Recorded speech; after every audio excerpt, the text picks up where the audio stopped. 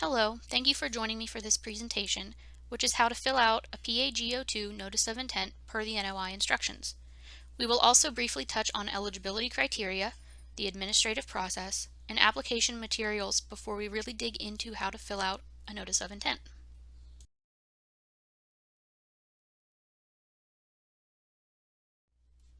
My name is Annie Lehman. I'm a Senior Resource Conservationist here at the Allegheny County Conservation District. You can reach out to me through my email address, or you can contact us through our website. My email address is presented on this slide.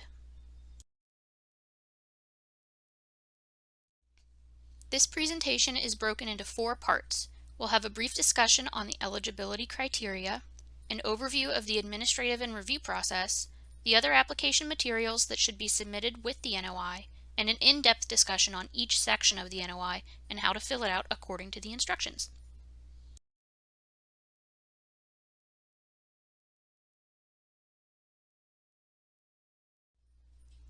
All information in this presentation can be found in the NOI instructions. Please note, you'll always want to check for the most recent revision date for both the NOI and the instructions when you go to fill it out.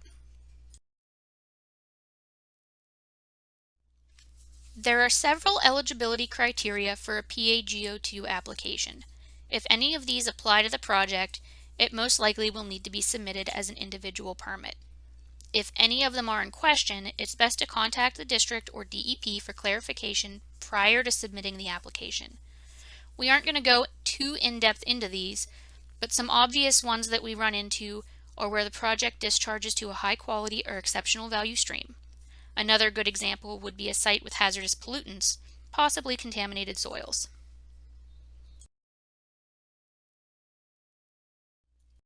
These are the rest of the eligibility criteria discussed in the NOI instructions. Some clarification on the requirement for impaired streams or streams with TMDLs is that A-backed BMPs or non-discharge alternatives must be used. As long as these are used, the project is still eligible for coverage under the PAG02 NOI.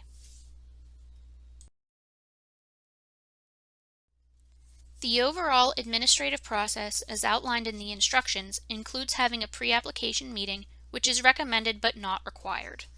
Once an application is submitted, the district and/or DEP will follow the SOP for review, including the completeness review and technical review. Please note, ACCD is not stormwater delegated. If a plan requires a technical PCSM review, it will go to the PA-DEP Regional Office for review. Conservation districts are able to perform expedited reviews at request. If this is desired, please contact ACCD as an additional review fee would apply.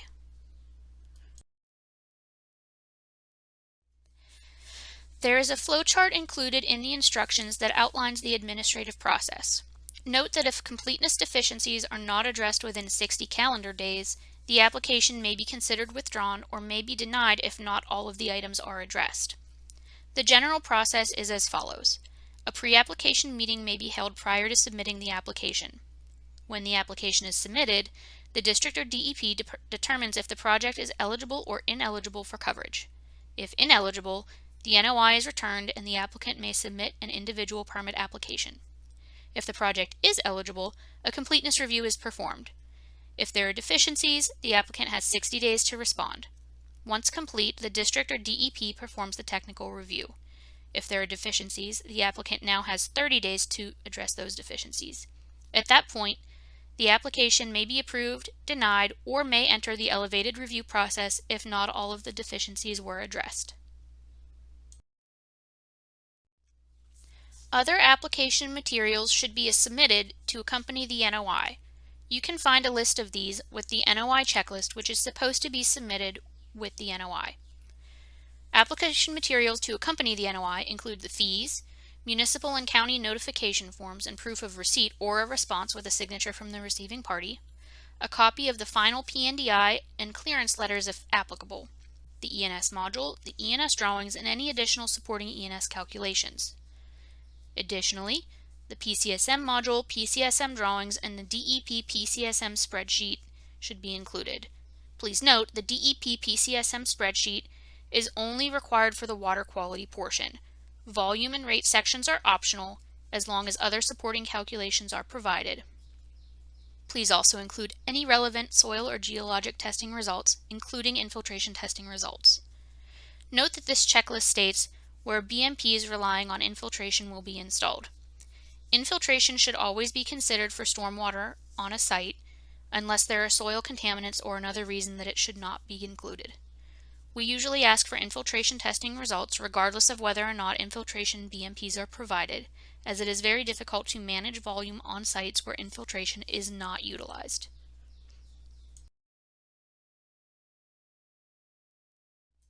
The second page of the NOI checklist discusses what items should be submitted for each NOI type: new NOIs, renewals, major amendments, and minor amendments.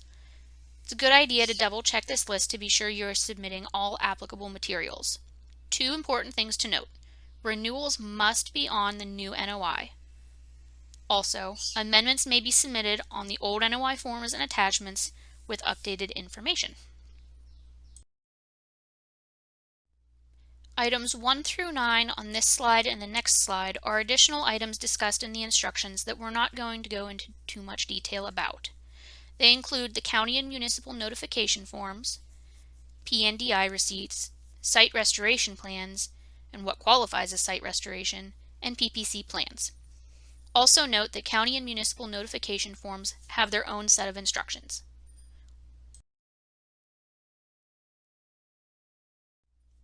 Again, we aren't going to go into too much detail about these, but more additional information on these topics can be found in the NOI instructions. These topics include operators and co-permittees, amendments to approved coverage, off-site support activities, runoff from off-site areas, and common plan of development or sale. Please refer to the instructions for additional information on these topics. There are also several FAQs that are references to go more in depth in some of them.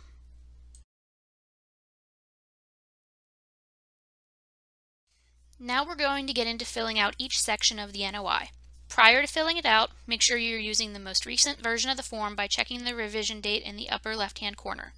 It is a good practice to download a new form each time you fill it out. Sometimes we receive forms that have information from other projects entered in them. The NOI and NOI instructions can both be found in the DEP library.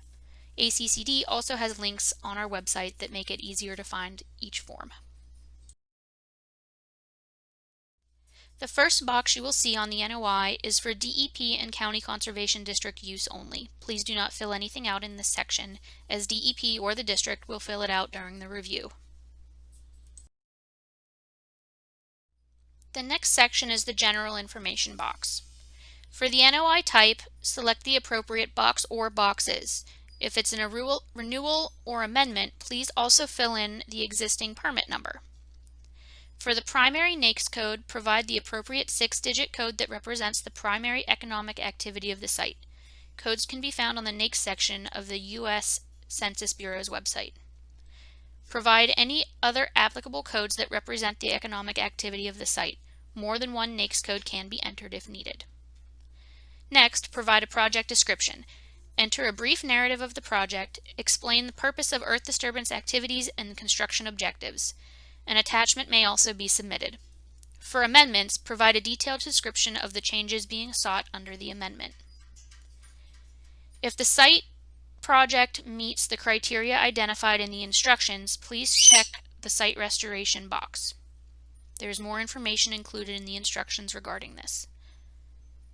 If the project is part of a common plan of development or sale, check the box.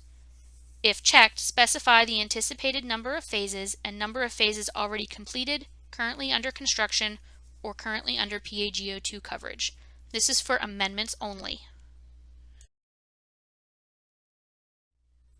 The next section is the applicant information section. Please note that the NOI assumes one applicant. If there are co-applicants, please complete this section for all co-applicants by including additional pages in the NOI package. Operators do not need to complete the applicant information, as there is a separate section in the NOI for operators. In section number 1, include the organization name. Applicants other than individuals must provide the name under which they conduct the activity or business for which the permit will be issued. Individuals should complete the organization name if they conduct their business under a name other than their own. For partnerships, list the business name as it appears on legal partnership papers. For an individual or partnership, also provide the individual name information on the next line. Number 2, employer ID number. This is required for all applicants other than individuals. For the individual name, this is required for all individual or partnership applicants.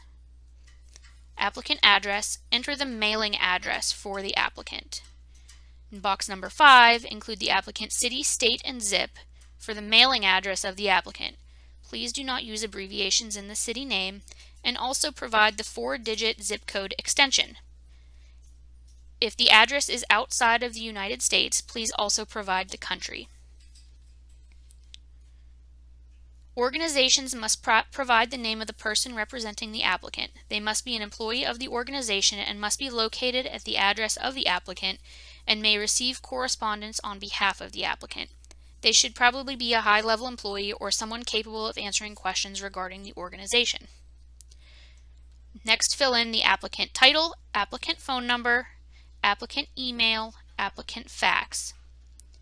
For number 11, ownership, select the appropriate box to indicate ownership associated with the project site.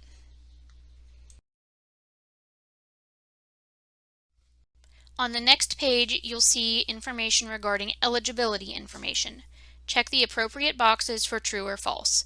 In general, a response of false to any statement will render the applicant ineligible to use PAG-02. These criteria were briefly discussed earlier, but additional information and links can be found in the NOI instructions. Again, if in question, contact DEP or the district prior to applying to make sure that you are selecting the appropriate option.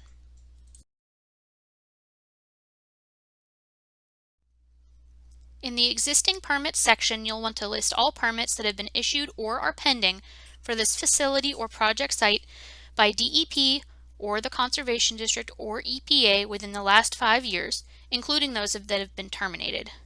Attach a separate sheet if necessary. Include any NPDES and water quality management permits, Chapter 105 permits, or any other environmental permits. The next section is project site information. For project site name, you'll want to name the site at the specific physical location or name that the project will be known by. If phased, the site name should include the phase number. For the total project site area, report the total area of the site in acres. A project site is the entire area of activity, development, lease, or sale, including the area of earth disturbance activity, the planned area for an earth disturbance activity, and other areas which are not subject to an earth disturbance activity. For the project site impervious area pre-construction, include the area of impervious surface within the total project site area prior to construction in acres and the percentage of impervious area relative to the total project site area. Note that the actual impervious area is requested rather than the impervious area remaining after the application of 102.8 G2II. For project site impervious area post-construction, include the area of impervious surface within the total project site area following construction in acres and the percentage of impervious area relative to the total project site area. For number 5, hydric soils or other wetland features are present within the project site. Select yes if there are hydric soils or wetland features within the total project site area. Otherwise, select no. If yes is selected, identify that a wetland determination conducted in accordance with DEP procedures has been attached to the NOI. Note that the NOI may be deemed incomplete without the inclusion of a wetland determination if the answer to this question is yes. For number 6, county and municipality, indicate the county and municipality and check the appropriate box for the type of municipality. 7 is to be used if the project is located in more than one county or municipality. If it is located in more than 2, attach an additional sheet specifying all municipalities and counties in which the project is located. Number 8, site location address. Provide the physical address if applicable. P.O. box numbers are not acceptable. If there is no physical address, then the distance and direction should be identified from the nearest intersection. For linear projects, use the project center point and provide the name of the nearest road. Next is site location, city, state, and zip. Report the city or municipality. state and zip code for the project site location, and the 4-digit extension for the zip code if available. The next section is operator information. If known at the time the NOI is submitted, the applicant should identify all persons who have oversight responsibility of earth disturbance activities on the project site or a portion thereof, have the ability to make modifications to the ENS plan, PCSM plan, or site specifications, or have day-to-day operational control over earth disturbance activities to ensure compliance with the ENS or PCSM plans. All such persons are considered operators and will be considered co-permittees if DEP or the district approves coverage. There is space for 2 operators, but if there are more, attach additional sheets to the NOI. In number 1, operator name, fill in the name of the organization or individual. Number 2, if it is an organization, list an individual who can be contacted. Then include the operator address for their mailing address, their phone number, their city, state, and zip code, and then include their role in the project by checking the appropriate box, or other if none of these apply. For number 7, operator responsibilities, briefly describe the responsibilities of the identified operator during earth disturbance activities. For example, bulk earth moving, PCSM BMP installation, etc. If the operator is unknown at the time the NOI is submitted, the permittee will be responsible for ensuring that new operators selected complete and sign the co-permittee acknowledgement form for Chapter 102 stormwater permits. The next section is earth disturbance information. For number 1, report the total area of earth disturbance in acres and square feet. Include the area associated with all off-site support activities that are a part of the project and are not independent construction sites. Report to the nearest 1/100th of an acre. Per the earth disturbance threshold section of these instructions, acreage between 0.991 and 0.999 should be rounded to 1.00 acre. Note, the total earth disturbance area must be fully within the total project site area. For number 2, pre-construction impervious area, identify the impervious surface within the earth disturbance area in square feet. For number 3, the post-construction impervious area, identify the impervious surface within the earth disturbance area in square feet. Number 4, pre-construction/present land uses. Identify the dominant land uses of the project site for the 5 years preceding NOI submission and specify the percentage of the total earth disturbance area that is comprised of each land use. Use of agricultural, residential, and urban for land uses is recommended, although the applicant may opt to use more detailed land use descriptions or may use land cover descriptions. Descriptions of pervious and impervious are also acceptable. For number 5, post-construction land uses, identify all land uses within the earth disturbance area and specify the percentage. Use similar land use or land use cover descriptions as used for pre-construction land uses. Number 6, ENS and PCSM drawings. Attach to the NOI the ENS and PCSM drawings that identify topographic information, project site boundary, limit of disturbance, surface waters, anticipated discharge points during and after construction, anticipated locations for ENS and PCSM BMPs, and drainage patterns. Also attach ENS and PCSM drawings for off-site support areas if known. Check the box that they are attached. Number 7. Report coordinates in latitude, longitude, and decimal degrees with a minimum of 5 digits to the right of the decimal. If the project is linear, then report one terminus and attach a sheet specifying the other terminus of the project. Number 8. Horizontal reference datum. Indicate the horizontal reference datum used to determine the coordinates by checking the appropriate box. For number 9, off-site construction support activities. Check yes if they will be necessary for the project, otherwise select no. For number 10, if yes to number 9, identify the nature of known off-site support activities whose area of disturbance is included in the total earth disturbance area response to number 1. Provide a description of the activity, the distance from the site, and the disturbance area associated with the activity. Note, ENS plans for these off-site support activities should be submitted with the NOI. For number 11, if yes to number 9, identify the nature of known off-site support activities whose area of disturbance is not included in the total earth disturbance area in number 1. The table for number 11 would generally be used in a situation where a linear project has multiple off-site support activities that are greater than a quarter mile apart and are not contiguous to the project site. Identify those that meet these criteria if known at the time of NOI submission. They are not part of the earth disturbance area covered by PAG02. If the earth disturbance is greater than or equal to 1 acre, separate NPDES coverage must be obtained. Number 11 can be left blank if number 9 is no. For number 12, all fill material imported to a project site with coverage must be one of the following: clean fill, regulated fill used on Act 2 sites that does not require authorization under DEP's Waste Management General Permit, but is used in accordance with standards established by DEP's Land Recycling and Environmental Remediation Standards Program, or regulated fill that has been authorized for use under the project site under DEP's Waste Management General Permit. Refer to DEP's Management of Fill policy for more information on this. Check the appropriate boxes concerning the use of fill material. Applicants should review DEP's Management of Fill policy to ensure understanding of the requirements. Prior to the submission of the PAG02 NOI, the applicant has a responsibility to conduct environmental due diligence as defined in the policy to verify the nature of any fill that will be imported to the project site. If the applicant determines prior to NOI submission or following approval coverage under PAG02 that fill will be imported that has not been determined to be clean fill or is not already authorized for use under the Waste Management General Permit, the applicant must do the following: complete DEP's online certification of clean fill form and maintain a copy on site. If the fill does not meet the above requirements, it may not be used on the site. Plan drawings must include a note explaining the need for permittees and operators to conduct environmental due diligence and comply with DEP's Management of Clean Fill policy.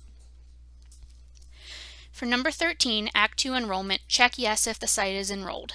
Sites undergoing remediation may use PAG02 if contaminated soils and groundwater are not disturbed. For number 14, Act 2 release, check the box if the site was previously enrolled in cleanup and cleanup standards have been met. If applicable, attach the Act 2 release of liability letter to the NOI. Number 15, Act 537 status. Indicate whether Act 537 sewage planning approval is needed for the project. If yes, indicate whether the approval letter is attached to the NOI. Note that if Act 537 sewage is necessary but approval is not available at the time the NOI is submitted, the NOI will not be considered incomplete. Approval, if needed, is required prior to conducting earth disturbance activities. For number 16, Chapter 105 permits, check yes if required under Chapter 105. Otherwise, select no and skip question 17. For number 17, identify the type of 105 permit necessary if applicable. 18. Other required DEP or County Conservation District permits or authorization. Check the box if any other authorization or permits are needed. If not, select no and skip number 19. Number 19. If yes to 18, identify other permits necessary for the project and include the status of the authorization or permit. If applicable, attach the approval letter to the NOI. The next section talks about compliance history. Check the appropriate box to indicate if the applicant is or has in the past 5 years been in violation of any DEP regulation, permit, order, or schedule of compliance at this or any other facility or project site. If the answer is no, no further information is needed in this area. If the answer is yes, list each permit, order, or schedule of compliance and provide compliance status of the permitted facility or operation. If needed, use additional sheets to provide all information. The next section is stormwater discharge information. Under number 1, discharge point locations and receiving waters during construction. Identify all discharge points and the receiving waters to which they discharge during construction. If there will be no discharge points, the box for not applicable may be checked. If not applicable is checked, the applicant must still complete all other information under the heading of receiving waters. The name, whether it's Chesapeake Bay Watershed, non-surface waters, the Chapter 93 classification, and whether the waters are impaired or have a TMDL. For discharge point numbers, provide a 3-digit ID number consisting of numerals only for each discharge point receiving stormwater discharges associated with construction activity, starting with 001 and continuing in sequence. If there are more discharge points than space allows, attach an additional sheet. Note: Discharge points are all engineered structures, drainageways, and areas of concentrated flow where runoff leaves a project site, except for areas of shallow concentrated flow that are controlled by perimeter BMPs. Discharge points are not only pipes, but also include areas where stormwater flows will concentrate by natural means or by design, and areas of concentrated flow prior to level spreaders or other diffusion flows. For the latitude and longitude, report coordinates in decimal degrees with at least 5 digits to the right of the decimal place for each discharge point. This should correspond to the point where stormwater will enter surface waters or discharge to non-surface waters, where stormwater will leave the site.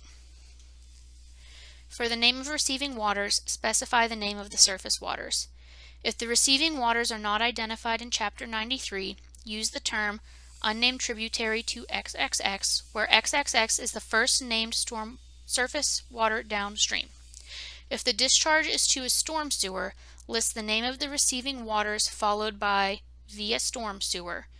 If the discharge is into existing wetlands, list the name followed by via wetland. For Chesapeake Bay, check if located in the Chesapeake Bay watershed. For non-surface waters, check the box if the applicant is proposing any stormwater discharges to areas other than surface waters, either on or off the site, during or following construction. If there will be off-site discharges to a non-surface water, like a swale, ditch, or ground surface via level spreader, that will flow through a property not owned by the applicant, they are expected to secure an easement, but submission of an easement is not required as part of the NOI. The PAG02 permit does not grant property rights. Chapter 93 Classification. Report existing use from the statewide existing use website or designated use under Chapter 93. For the impaired section, check the box if the stream is impaired for siltation, suspended solids, turbidity, water flow variability, flow modifications, alterations, or nutrients per DEP's latest published integrated report. If the waters are not impaired or are impaired for other causes, the box may remain unchecked. TMDLs. Check if the receiving waters have a TMDL for siltation, suspended solids, or nutrients. It may remain unchecked if no TMDL or if the TMDL is for other causes. Number 2. Discharge point locations in receiving waters post-construction. Provide the same information in this table as question 1 except for post-construction discharges. If there is a discharge point that will exist during construction but is eliminated following construction, then it should not be used in the post-construction table and vice versa. Number 3. Discharges to storm sewers or combined sewers. Check the appropriate box if applicable. If used, indicate whether it is also an MS4 or a CSS with CSO, yes or no. Identify the name of the storm sewer owner or operator, and list all discharge point numbers that will discharge to the storm sewer. If unsure, contact the municipality. If there are no discharges to storm sewers, check no and enter NA for the remaining questions under number 3. 4. Non-stormwater discharges. Identify and describe all non-stormwater discharges that are expected to occur during permit coverage. Include off-site support areas. List each type, the associated discharge point, expected frequency and volume. Select the appropriate box if none are anticipated. Number 5. Discharges to non-surface waters. Check yes if proposing any new or increased stormwater discharge to areas other than surface waters or storm sewers during or after construction. Otherwise, select no. If the answer is yes, an off-site discharge analysis must be provided. Refer to the FAQ on Chapter 102 Off-Site Discharges of Stormwater to Non-Surface Waters for requirements. Number 6. Impaired waters. For all discharges in questions number 1 or 2 where Chesapeake Bay, impaired, or TMDL boxes are checked, report the following information. This is continued on the next slide. This is a continuation of stormwater discharge information. Number 6, for each discharge to an impaired water where it is included in the Chesapeake Bay watershed, impaired for the items mentioned before, or has a TMDL, report the following information. the discharge point as entered for questions number 1 and 2. Check the appropriate box if volume, rate, and water quality will be managed using a non-discharge alternative or ABAC controls. Next, describe the ENS and PCSM BMPs preceding the discharge point if applicable. Refer to the section number in DEP's ENS or Stormwater Manual or alternative BMP list that refers to the BMP as meeting ABAC. If there is a waste load allocation in a TMDL, check the next box. If yes, describe how the discharge will comply. Applicants are encouraged to attach calculations demonstrating compliance with the waste load allocation, and if not submitted, they may be requested by the district or DEP. The next section is certification for PAGO2 applicants. The applicant must certify that the information contained in the NOI is true, accurate, and complete, and must agree to abide by the terms and conditions of the general permit. For corporations, the president, secretary, treasurer, or vice president of the corporation in charge of a principal business function or any other person who performs similar policy or decision-making functions for the corporation, or the manager of one or more manufacturing, production, or operating facilities if authority to sign documents has been assigned or delegated to them in accordance with the corporate procedures. For partnerships or sole proprietorships, a general partner or proprietor respectively may sign.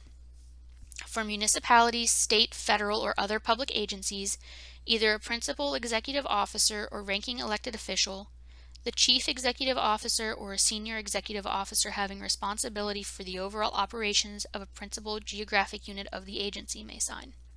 For individuals, no title is necessary. If the person signing for the applicant is signing pursuant to a power of attorney or other legal delegation of contractual authority, documentation must be provided.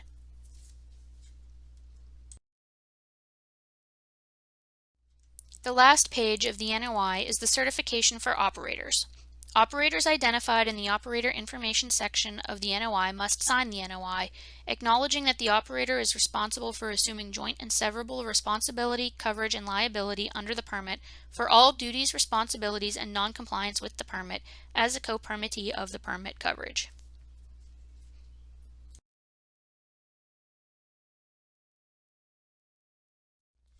This concludes our presentation on how to fill out a notice of intent per the instructions. If you have any questions, feel free to contact Allegheny County Conservation District or reach out to your regional DEP office. It's always a good idea to thoroughly read the instructions. Thanks again for watching this presentation, and my contact information can be found again on this slide if you have any questions.